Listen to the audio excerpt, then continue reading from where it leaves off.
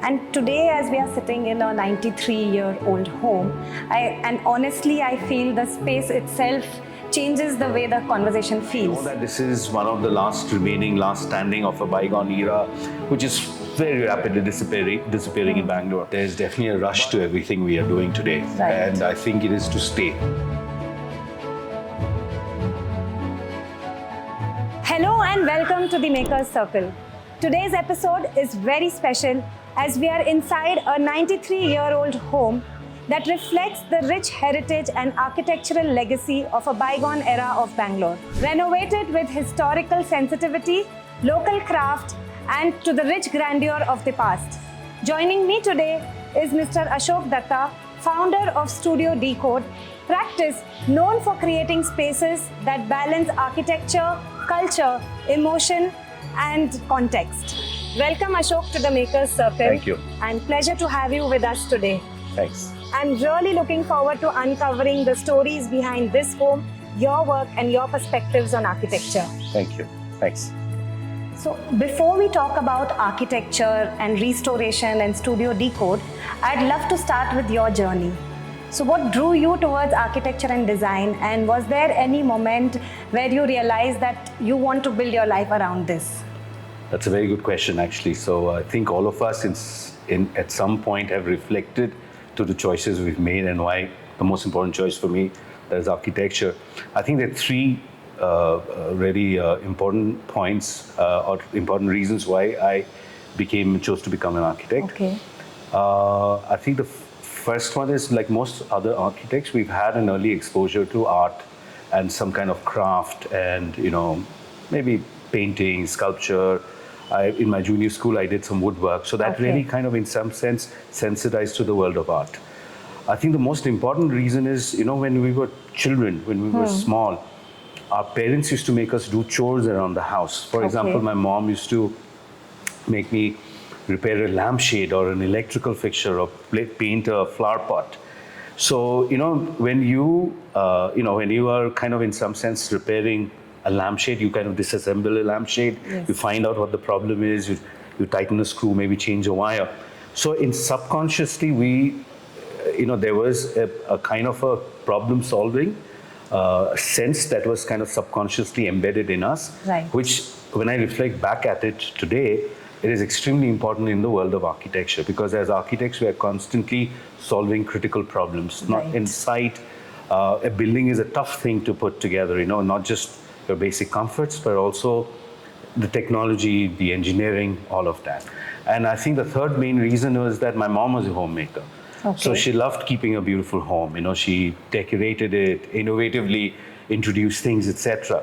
So again, like I said, subconsciously and at an early stage, I was kind of exposed to a sense of aesthetic and what is a right balance, and which really helped me as, when I practice the profession today, because doing work and, achieving results is all about achieving the right balance. Yes, it shouldn't be too much, it shouldn't be too less. So where do we kind of put a stop? What do we introduce? All of that, I think, in some sense, contributed to my choice of being an architect. So it's amazing how some influences only make sense when we look back at them years later. Absolutely. Yeah. So when you started Studio Decode, what kind of practice did you want to build, and how has the evolution of the practice been influenced by its location like Bangalore and India? See, when we started Studio Decode, the industry of architecture and design was hugely influenced by the introduction of computers. Okay. And this is what we went and studied, in the US. So we did I did a master's in something called informatics and architecture, which was about really studying how computers could be used not just to draw things, but also to build, to design, to inform the choices we make in a design. So I think the colleges were very fertile beds for experimentations and explorations, and many of the offices picked up all the traits, and there was a general ecosystem in the US which is heavily into this very computational design. So when we started Studio Decode, we thought that we will actually bring that, what we learned, bring it to Bangalore and kind of see how that can be spread around through our work and ideology and stuff like that. Little did we know that Bangalore and India in general has a different set of variables that is extremely strong and extremely important to consider. So, for example, when we came here, sustainability, climate, culture, context, craftsmanship. I mean, the West is very dependent on technology for some, for example. Here we have such a rich, fertile bed of craftsmanship workers, which, materials, which are, they are able to kind of really exploit those things. And we had to learn those things. So the preset notion that which we had come to set our office, those, were thrashed out quite soon. But we did approach it through a more hybrid, where we did use, for example, computational strategies in our work, but we also used it to the advantage of what was there locally available to us. Right, and it's very fascinating that architecture is one profession where your thinking constantly evolves through the places you experience. Absolutely. And today, as we are sitting in a 93-year-old home, and honestly, I feel the space itself changes the way the conversation feels. So I would like to know, how did you feel when you first entered the Srinivasa Mahal? So, my son and, the Gupta's son, both went to school together. They know each other since kindergarten. All right. So this place has been a center for all the kids to meet up. They have a group of kids that all went to kindergarten together. So I have, we have dropped them here. This used to be a hot favorite for the sleepovers. So I have seen this house many times, and I know that this is one of the last standing of a bygone era, which is very rapidly disappearing in Bangalore. But only once we started work as a project did we actually recognize the detail, the craft with which this whole place was put together. And we documented all of that, and that itself, became such a rich context for us. So so this, we know that this is one of the last few standing.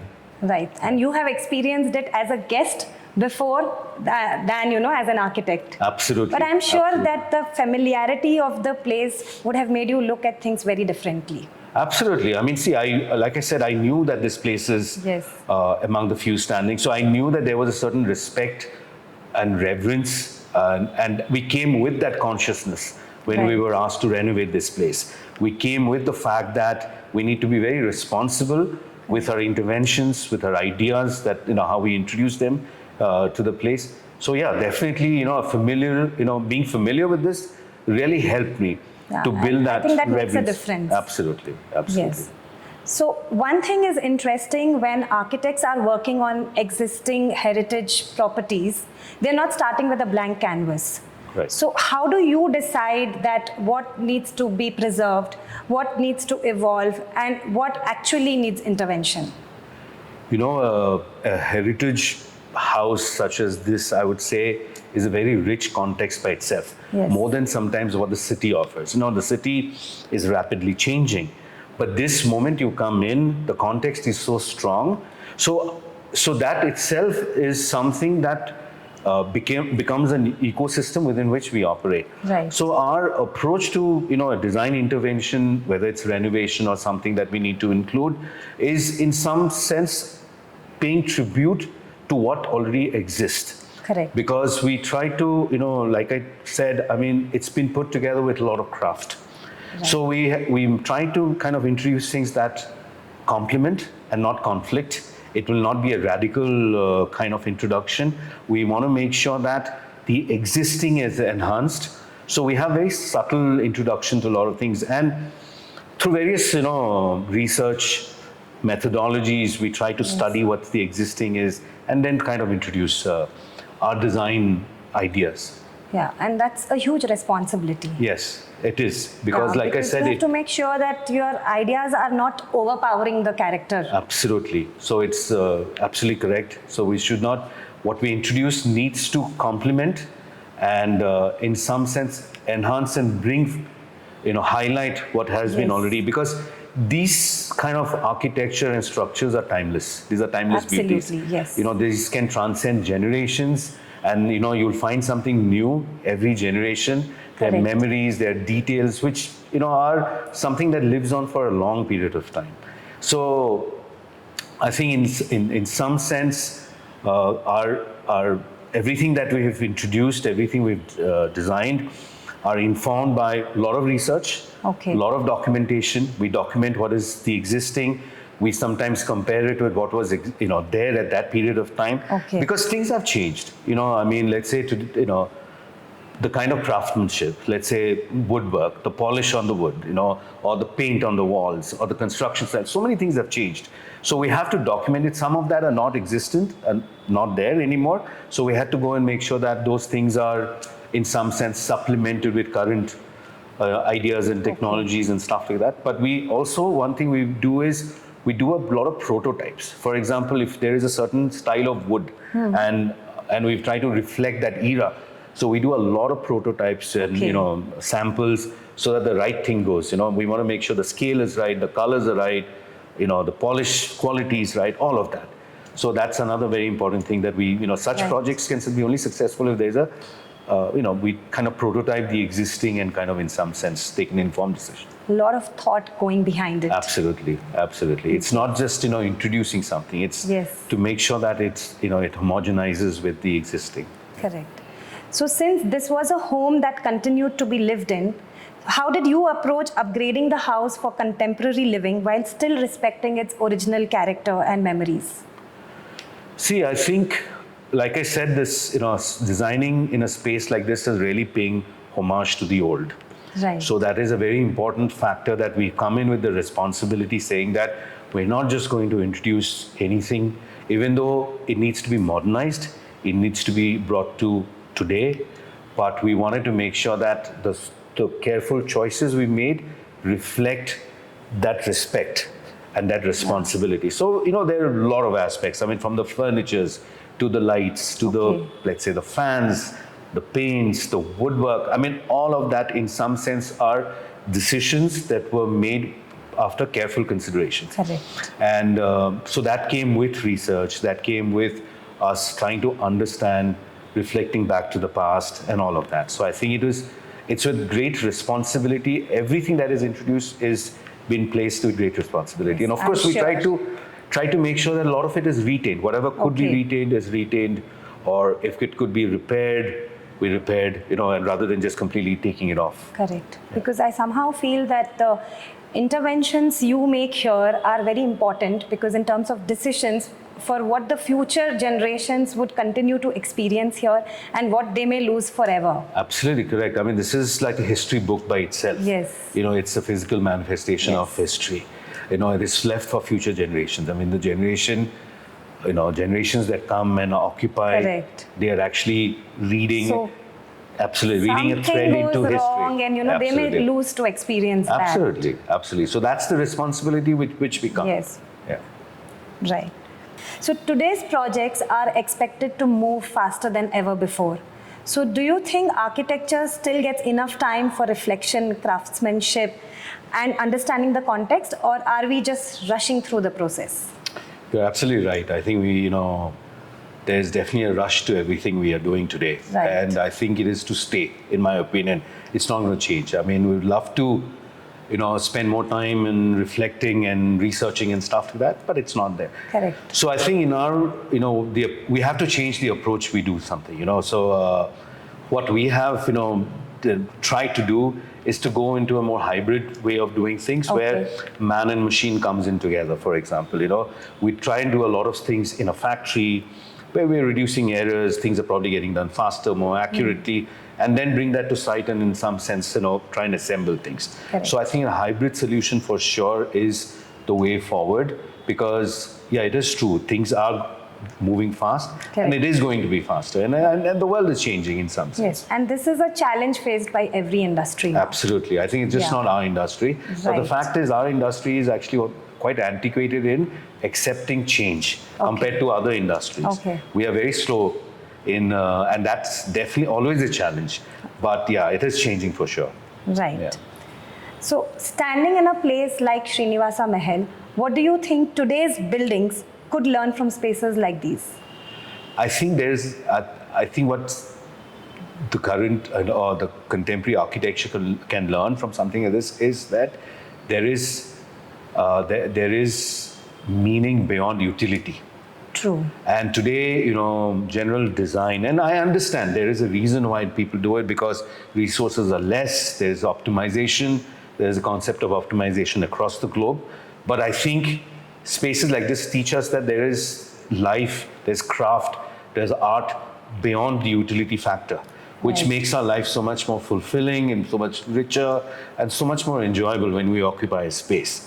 So I think that's the fundamental, and I think in some sense, architecture and design like this, again, like I said, has a timelessness to it, which, definitely comes with the way the space has been treated.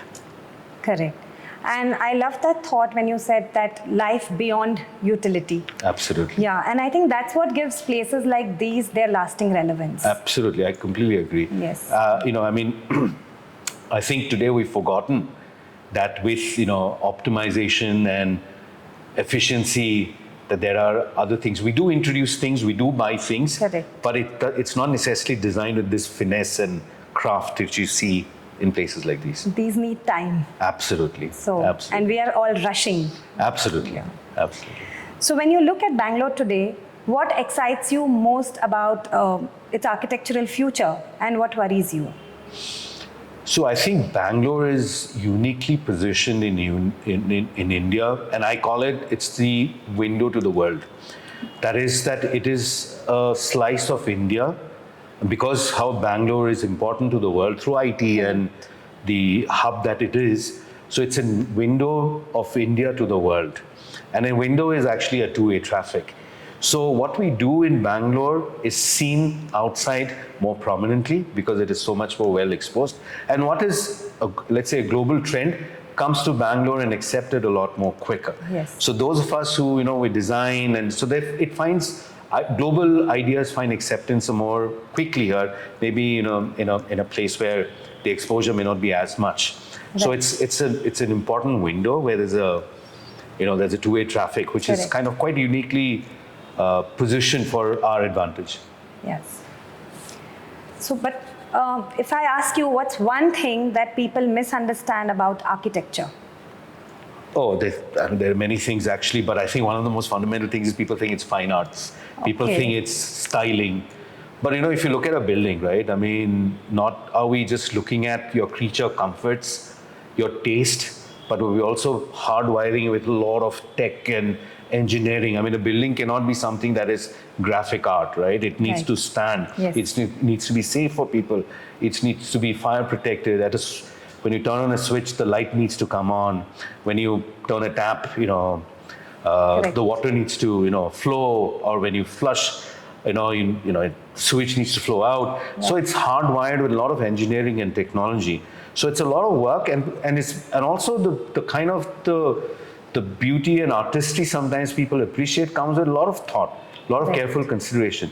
So people think it's a lot of it is just fine art and you just draw and sketch something and you get that. You don't. It's a lot of thought behind all of those. I'm sure, and it's a reminder that I think architecture is both art and science. Absolutely, it's called the mother of all art because it is art and engineering put all together. Yeah. So now moving on to our fun rapid fire segment, one word answers. One building in the world you wish you had designed. I think the Guggenheim Museum at Bilbao, because I have a lot of respect for it. All right. And it's also somebody I work for, the architect I work for it. One place in Bangalore you never get tired of visiting. I think Carbon Park. I'm sure all the Bangaloreans can relate to this. One material you can never say no to. I use a lot of stone in my projects to resolve many things. All right. And also I think in interiors, it's plywood. Okay. So one city that inspires you architecturally. I think Amsterdam. It has the right balance of urbanism and progressive design. If buildings could speak, what would heritage buildings complain about today? I think the banality of utility-centric design of today. Okay. So that's very thought-provoking. One detail most people never notice in a space. I think light, good light, and I think good use of color. Okay. If both come together or each one done right is really uplifting to the experience. One word your team would use to describe you. I think I strive to, in some sense, to some perfection, I would say. Okay. And so these are, that is something that people enjoy and some people might find it a little tough, but yeah. A space should make you feel Inspired, all right. uplifting. It's about celebrating life. Okay. If you weren't an architect, what would you be? I think a chef. I enjoy food. Okay. And more than just cooking, I enjoy the history and the culture that is associated with food. So you're inviting me sometime soon. Absolutely. One thing AI can never replace. I don't think it can replace the experience you build over many years. So before we wrap up, if there's one message you'd like to leave for young architects and designers who are shaping the future of our cities, what would that be? I think it's very important that I see, having run an office for almost 20 years now, and I see a lot of young people come into the office. One very important aspect is actually not to be distracted and to stay on course with their ambitions and aspirations. Today, with the choices they have, they're very easily distracted. Some people come in to work for a few years and they say, I want to try this, I want to try that. And I've seen people who've actually worked and planted themselves and worked for a long number of years, and I see that they're more resolved, they build skills, and they're more proficient in what they do and more confident in what they do. Right. And rather than some people who just distract themselves. So I think that's a very important aspect. I know people like to explore, but I think it is distraction in many ways as well. So to stay on course, to stay ambitious, stay aspirational, I think those are the critical aspects. And that's a beautiful message to leave everyone with. Thank you so much, Ashok, for sharing your wisdom, your experiences, and your perspectives on architecture, design, and heritage. Thank you. It was lovely being here. Thanks for having me. Thank you so much. Thank you for being a part of the Makers Circle. Thank you. And for everyone watching, today's conversation is a reminder that meaningful architecture is not just about creating spaces. It's about understanding the stories they carry, respecting the context they belong to, and designing with a sense of responsibility towards the future. Thank you for joining us, and stay tuned for more such conversations.